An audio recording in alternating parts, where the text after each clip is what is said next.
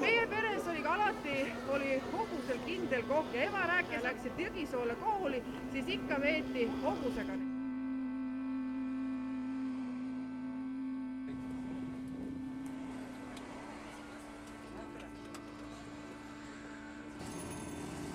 Zaporozjed, Sigulid, Moskvitsid, Popedad, Volgad, Tšaikad ja mida iganes. Olime uhked selle üle, et me needki autod saime.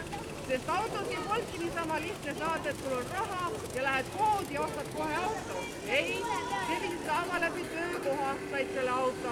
Või olid sa teeniline töötaja, et siis said auto. Aga nüüd, nende nõukogude autodest on saanud hoopis nüüd uued välismaa autod.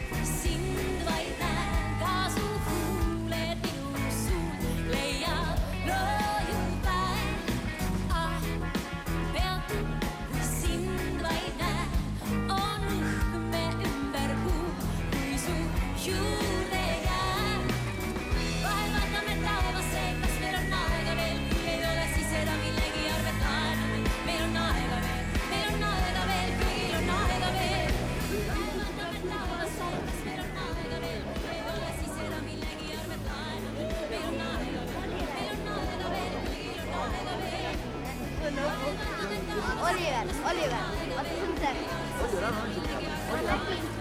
ma nägin, eks ju, Jaanile, Oliver, ma nägin, eks ju, Jaanile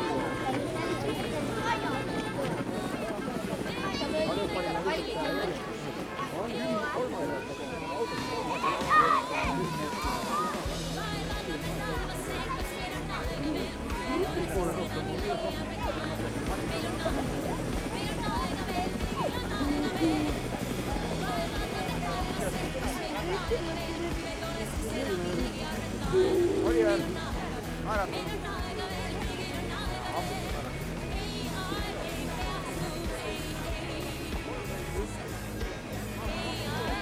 Et me tegime täna ära tänu teile. Meil on põllukäed 100 teie autodega kõik koos. Hurraa! Ja on nagu nii, et Tunnaua kodukanti, kes Saue linnast tulid, kes kaugemalt tulid, kes iganes. Te nägite vahepeal ilusat küla.